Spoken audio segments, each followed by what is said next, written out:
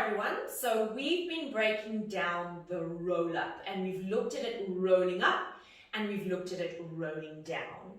And today we want to look at why clients or you struggle with a roll up. So I know that this is the video that you have been waiting for, but we started off with the anatomy because we have to understand the exercise. Then we put that anatomy into the biomechanics. And now we're going to look at why it doesn't always work.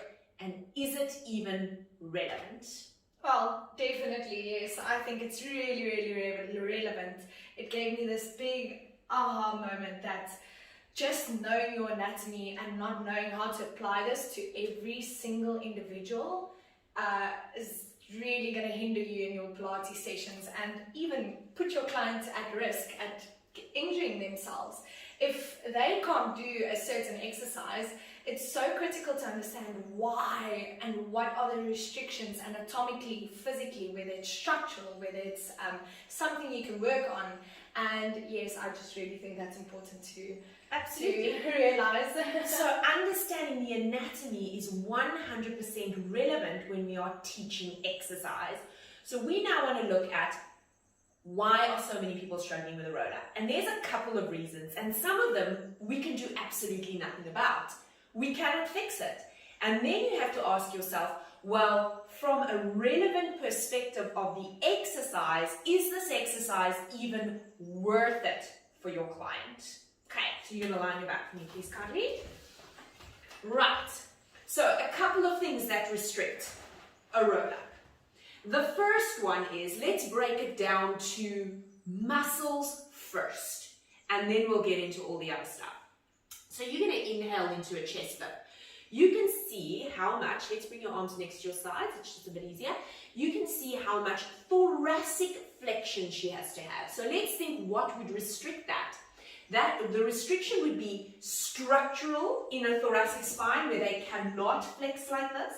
Or it would be muscular, that it's actually tight because it's somebody who's always up like this, who's getting tired. Then they do they struggle to come up like this. So they're so tight. They actually get stuck and they can't curve their spine up. You have to curve your spine up in a roll up.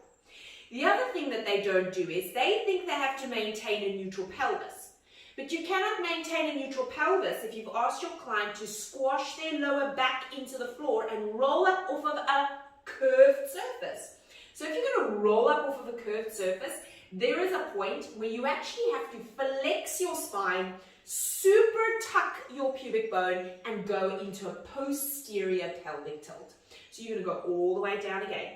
Here, if they've got a restriction in the lower back muscles, the lumbar spine extensors, they're also not going to be able to get that deep tuck and curve.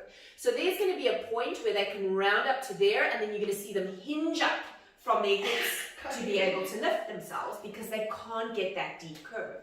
So we can say, okay, so that's muscles that are tight in the thoracic spine, possibly muscles that are tight in the lumbar spine. But what if it's structural? So we all have clients who are not able to get that flexion in their spine because their spine was not put together like that. So they're like a plank.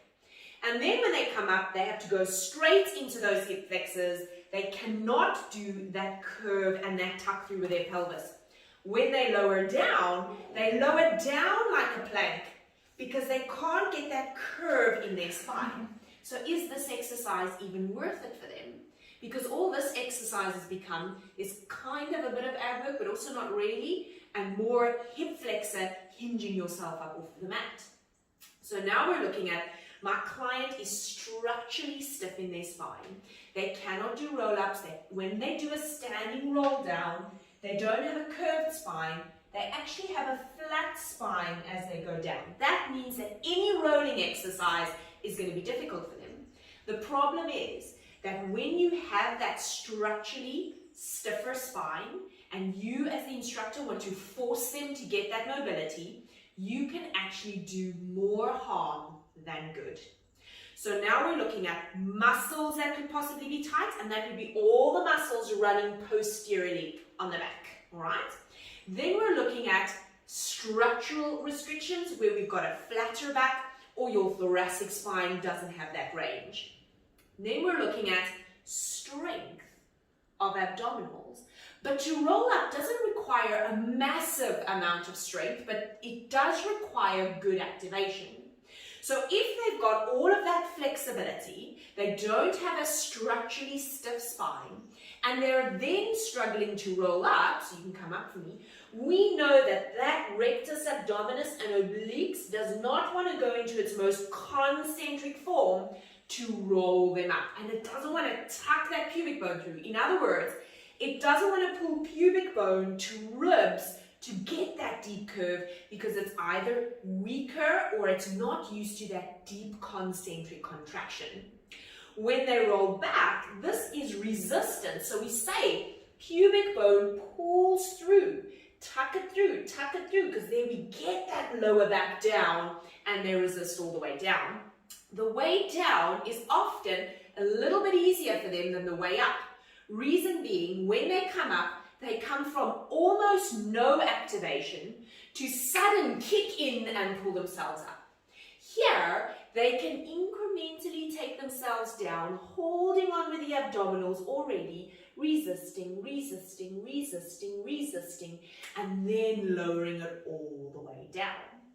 However, body proportions plays a huge role. If you have really long legs and a shorter torso, your long legs are going to anchor you on the mat.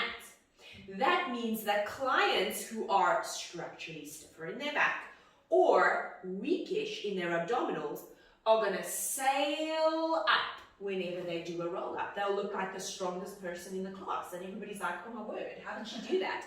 And it's just her body proportions where she's got nice long legs and a shorter torso. A longer torso and shorter legs means all the weight is more on this side. And this is the side that we have to lift up. So they tend to come up and then they actually lift their legs as they roll up. It's like it's, oh my word, and then it lowers down. Because this long torso has to be pulled up and there isn't a lot anchoring them. Think about body proportions in a different perspective. A larger trunk and thinner legs also makes a roll-up challenging. That means that the heavier torso and the skinnier legs don't have the same amount of balance. So when they want to bring their body up, these skinnier legs don't give them enough weight to actually bring them up in a roll-up. So when we break it down, bit by bit by bit, it gives us a really good idea as to what clients am I dealing with.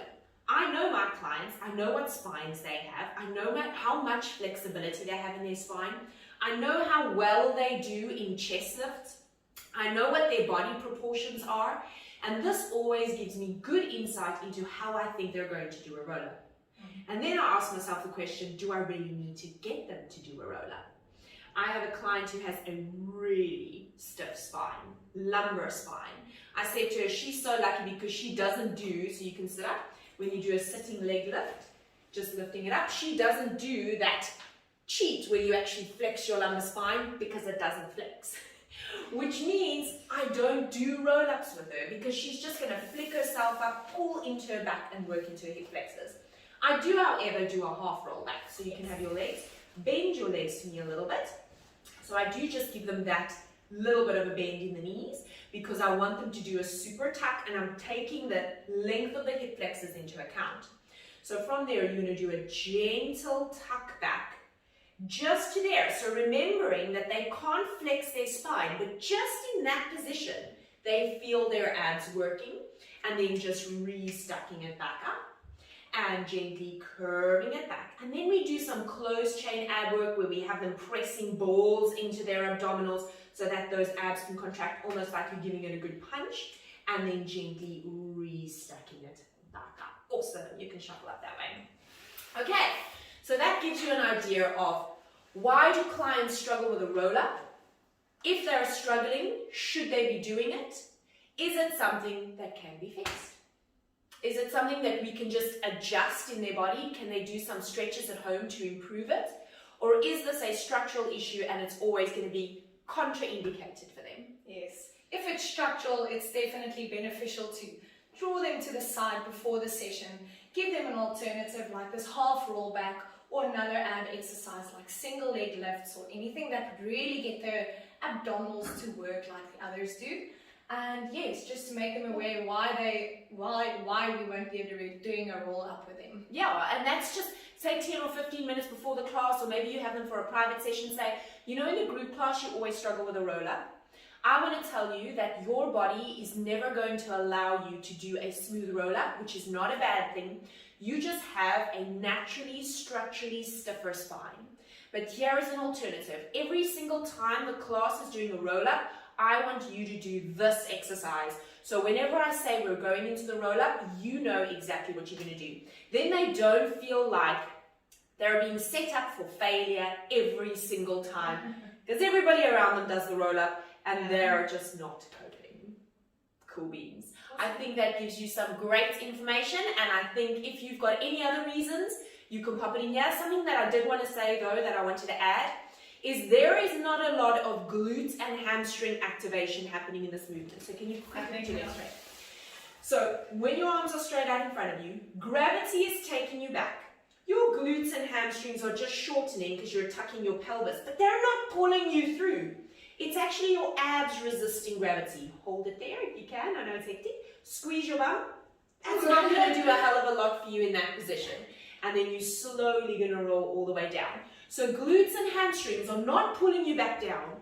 Gravity is taking you down, and your abdominals are resisting gravity, and your hip flexors are resisting gravity by working from that concentric position to that lengthening position. Eccentrically, yes. All the way down. I hope that helps.